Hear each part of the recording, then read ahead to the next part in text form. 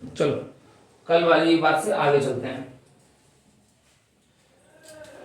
क्या देखो, types of issue दो तरह के होते हैं, एक कैश में, एक अदर देन कैश में। फिर अदर देन कैश अभी अपन पढ़ लिए कि इसमें वेंडर को होगा, प्राइवेट प्लेसमेंट होगा, ठीक है, एसेट या रनिंग बिजनेस परचेज के लिए होगा, तो इसकी तो अकाउंटिंग है 4 मार्क्स में। ये पॉइंट पे जो कैश में इशू होते हैं वो किसको इशू होते हैं सर? जनरल पब्लिक को। क्लियर? जनरल पब्लिक को जो इशू होते हैं उसको क्या कहा जाता है? ब्रैकेट में लिखा हुआ है पब्लिक ऑफरिंग। तुमने सुना होगा आईपीओ, एक वर्ड बिजनेस स्टडीज के टीचर पढ़ाए होंगे, ठीक? ये वही पब्लिक ऑफरिंग है जो हम जनरल पब्लिक को शेयर ऑफर करते हैं। तो जनरल हम ऑफर किए तो जनरल पब्लिक शेयर क्या करेगी? एक्सेप्ट करेगी। तो जब वो एक्सेप्ट करेगी तो वो खरीदेगी, और उनके खरीदने को कहा जाता है subscribed by the general public, यानी कि उसको कहते हैं सब्सक्रिप्शन। ठीक है, वो होता है आपका sir subscription phase, subscription stage होता है वो, यानी कि हम शेयर कितने सब्सक्राइब कर रहे हैं। सब्सक्रिप्शन ऑफ शेयर जो है वो 3 तरह का, यही बताना है।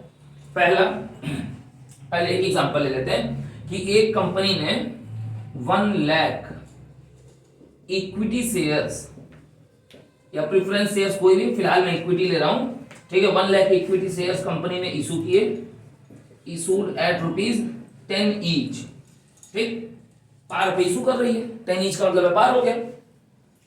तो जनरल पब्लिक जो है, पब्लिक अप्लाइड फॉर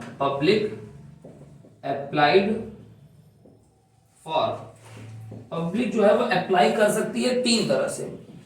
पहला जो होता है उसको क्या कहते हैं सर? Full subscription.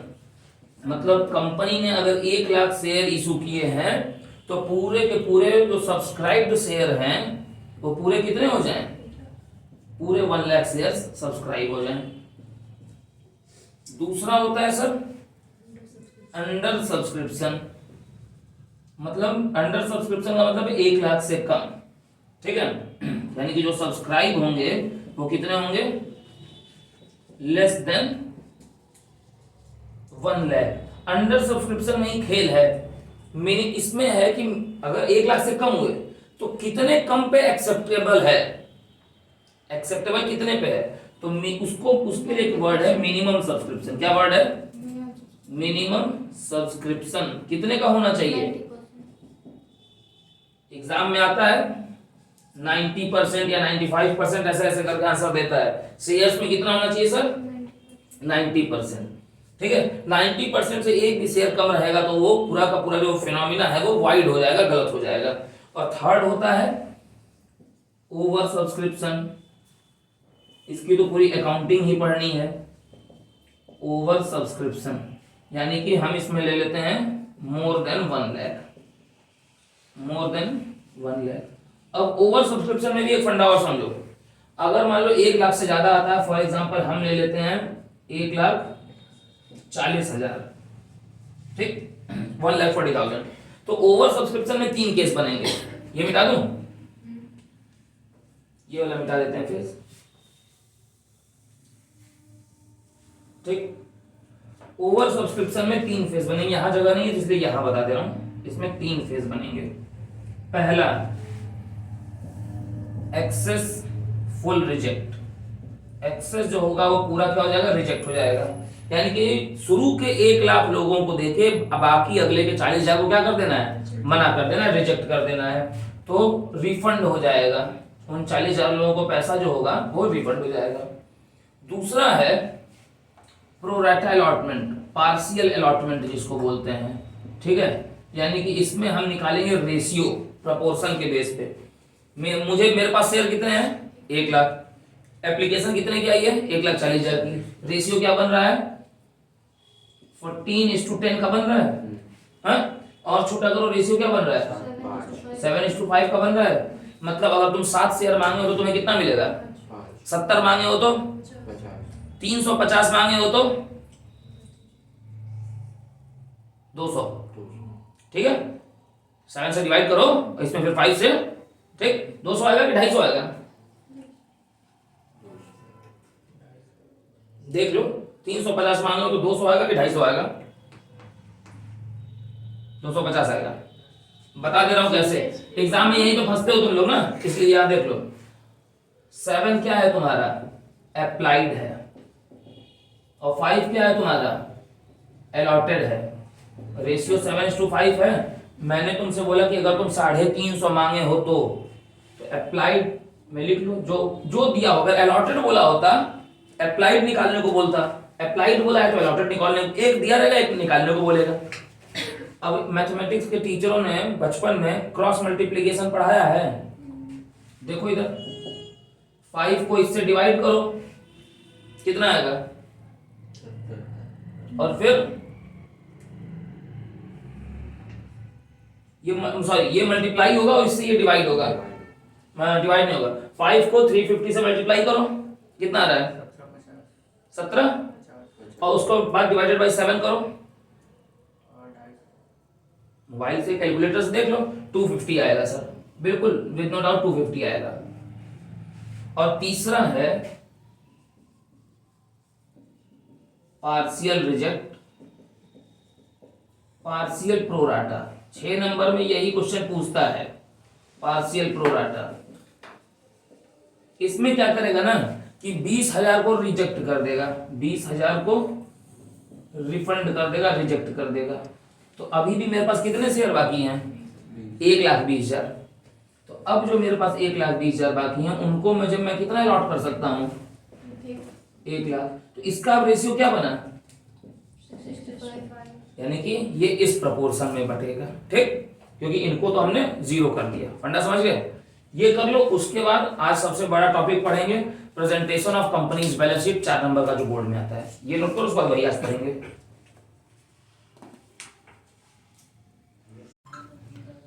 चलो भाई, presentation of share capital in companies balance sheet, यही बताना था। पूरा फॉर्मेट बना हुआ है, क्वेश्चन इधर है। ये बोर्ड में इसका जो वेटेज है वो कितने का है, 4 मार्क्स का है, ठीक है। ये है फॉर्मेट, फॉर्मेट में यहाँ पे थोड़ा सा नीचे उसमें आ गया है। आपको सर सेंटर में आपको लिखना होगा बैलेंस शीट एज एट, और फिर जो ईयर का नाम होगा वो, ठीक। फिर फॉर्मेट जो है बैलेंस शीट का वो तुम पढ़ तो चुके हो, दोबारा बता रहा हूँ। Particulars, note number, amount of current year और amount of previous year, clear. सबसे पहले आपको कैपिटल लेटर्स में लिखना होगा। बैलेंस शीट 2 पार्ट में डिवाइड होती है, एक होता है इक्विटी एंड लायबिलिटीज और दूसरा होता है एसेट्स। तो equity and liabilities, equity and liabilities में 4 हेड होते हैं। तो सबसे पहला हेड आप लिखेंगे share holders fund. Share holders fund में फिर 3 सब हेड होते हैं, share capital, reserve and surplus, and एक और है, तो उस पर हम बाद में बात करेंगे। हमको तो सिर्फ शेयर कैपिटल लिखना है, रिजर्व एंड सरप्लस मैंने ऐसे ही लिख दिया है। हमने लिख लेना है यहाँ पे सर ए लिखेंगे, शेयर कैपिटल। अब शेयर कैपिटल ही प्रेजेंट करना होता है, और शेयर कैपिटल का क्या पैसा आया वो आपको उसको डिटेल बताने के लिए नोट्स टू अकाउंट्स बनाना पड़ता है, वो नीचे बनाओगे। अब शेयर कैपिटल के आगे लिखोगे 1, नोट नंबर वाले कॉलम में, इस कॉलम में 1। फिर यहां पे बनाओगे तो नोट्स टू अकाउंट्स, यहां लिखोगे 1 अंदर इनसाइड द कॉलम, और 1 के बाद बगल में लिखोगे शेयर कैपिटल, क्योंकि ये 1 क्या है, ये 1 जो है वो शेयर कैपिटल का अमाउंट बताने वाला है, उसका एक्सप्लेनेशन है ये। अब शेयर कैपिटल तुमने अभी कल ही परसों में पढ़ा है, कितना तरह में डिवाइड होती है, ऑथराइज्ड, इशूड, सब्सक्राइब, यही 3 यहां लिखा जाना है। सबसे पहले हम सर लिखेंगे ऑथराइज्ड शेयर कैपिटल, फिर नेक्स्ट इशूड, ब्लू से जितना है, फिर नेक्स्ट सब्सक्राइब। अब सब्सक्राइब 2 पार्ट में बटेगी, ठीक है, यही 3 लिखे जाते हैं, ऑथराइज्ड लिखा जाता है, फिर इशूड और उसके बाद सब्सक्राइब। सब्सक्राइब फिर 2 पार्ट में बढ़ता है, एक सब्सक्राइब्ड एंड, ये जो रेड से लिखा हुआ रेड इंक से, subscribed and fully paid up एक हेड बनेगा, subscribed but not fully paid up एक हेड बनेगा। फिर लेस होगा कॉल्स इन एरियर, अगर है तो, नहीं है तो छोड़ देंगे, और एंड होगा फॉरफिटेड शेयर्स, अगर है तो, नहीं है तो ये भी छोड़ देंगे, ठीक। ये होने के चांसेस नहीं चांसेस वो तो क्वेश्चन के ऊपर डिपेंड करेंगे, मगर इतना तो तुमको करना पड़ेगा, बट फुली पेड अप और एंड फुली पेड अप और but not fully paid up तक लिखना कंपलसरी है। ये सर क्वेश्चन है 4 मार्क्स का, सीबीएसई ऑल इंडिया 2015 पे, ठीक, मैं बोर्ड पे लिख दिया हूं। एक कंपनी है जिसके ऑथराइज्ड कैपिटल थी 7 करोड़, ठीक है, divided into 7 lakh shares of ₹100 each, जिसमें से वो इशू कितना कर रही है, 50,000 shares to vendor and 2 lakh shares to public, मतलब 2 पार्ट में शेयर इशू कर रही है, 50,000 एक बार, 2 लाख एक बार। तो ऑथराइज्ड हो गई 7 लाख शेयर्स ऑफ ₹100 ईच। तो ऑथराइज्ड में ये जो यहाँ पे स्पेस छोड़े हुए थे ये अभी फिल किए हैं, 7 लाख शेयर्स ऑफ ₹100 ईच। तो 7 लाख मल्टीप्लाइड बाय 100 कितना होगा, 7 करोड़, लिख लोगे, 2 लाइन खींच दोगे। फिर इशूड पे आते हैं सर।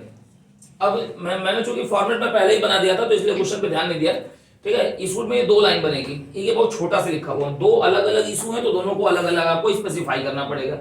पहला है वेंडर को, तो आप लिखेंगे 50,000 शेयर्स ऑफ ₹100 ईच ब्रैकेट में वेंडर, और फिर इसका जो अमाउंट आएगा वो इनसाइड द कॉलम लिखा जाएगा, ये भी बात ध्यान देना। अमाउंट आएगा 50 लाख।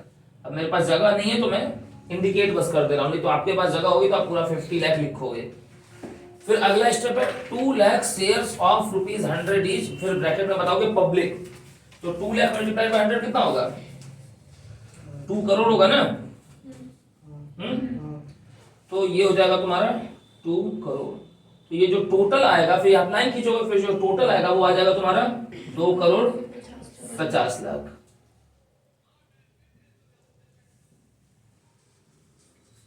पढ़ना क्लियर? अब सर आएंगे सब्सक्राइब पे, पढ़ते हैं। ऑन एप्लीकेशन अलॉटमेंट वैल्यू 20 पर शेयर है, फर्स्ट कॉल पे 50 है तो 50 20 70 हो गया। बैलेंस लिखा है फाइनल कॉल पे, तो फाइनल कॉल पे कितना वैल्यू है? 30 ईच हो गई ना, ये हमको अपने मन से निकाल लेना है। All call made and duly received except on 100 share, 100 share में पैसा नहीं मिला है।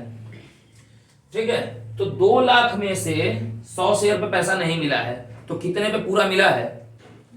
2 लाख में से 100 पे नहीं मिला है, तो 1,99,900 पे पूरा मिला है ना।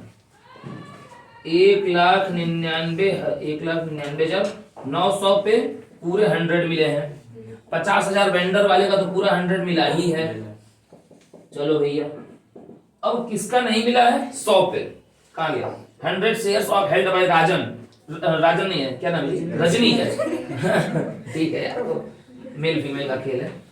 रजनी हु फेल्स टू पे फाइनल कॉल, तो 100 शेयर पे रजनी जी ने फाइनल कॉल नहीं दी है 30 रुपए की, तो रजनी जी का कॉल से एरियर कितना है?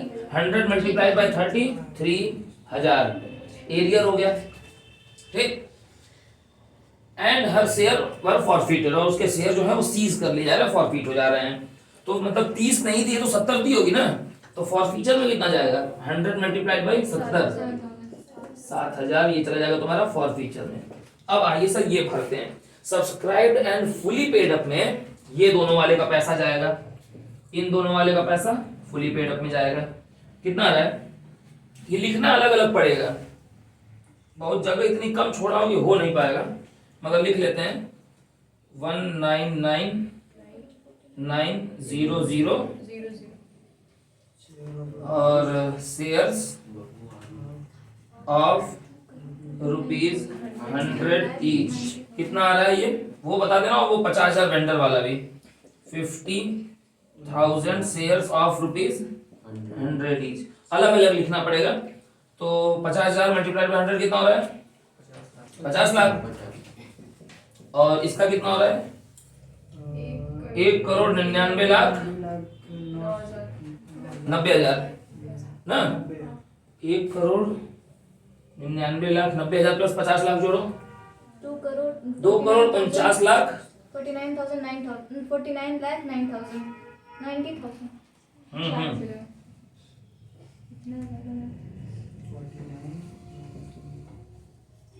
ये आएगा।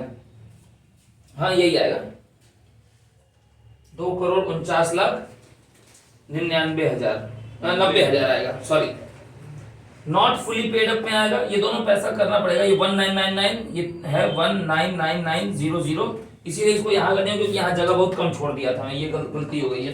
ये तो आपको 2 लाइनें चाहिए थी, मैंने नहीं लिखी थी। नॉट फुली पेड अप में वो क्या नाम है? रजनी। ठीक है, रजनी के 100 शेयर्स आ जाएंगे, 100 शेयर्स ऑफ ₹100 ईच। कितना हो गया? 10,000 हुआ ना। ठीक, लेस उसमें से क्या होगा? तो 10,000 को आप चाहें तो यहाँ अंदर मत लिखो, बाहर लिखो, यहाँ पे ये पैसा तो ऐसे यहाँ पे लिख देंगे। Less calls in arrear, calls in arrear कितने पैसे पे है? 100 पे है ना। 100 शेयर्स ऑफ ₹, कितना नहीं मिला है? 30, तो लेस कितना हो जाएगा? 3,000। ठीक है, जो लेस होना होता है वो हो जाता है ब्रैकेट में। ठीक, तो फॉरफिटेड का पैसा कितना आएगा?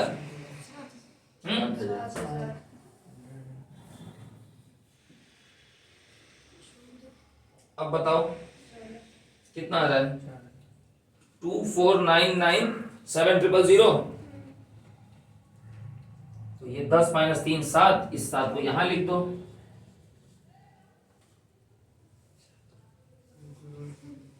सही है? हाँ सही है। 7000। बाप रे बाप,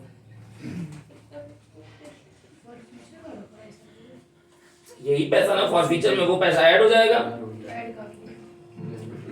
7000 यही तो आया है ना माइनस करके, यही माइनस करके आएगा ना, ये अगर नहीं लिखोगी तो।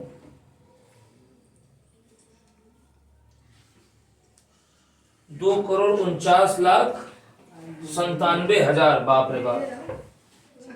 249 फिर 9 फिर 7 फिर, चलो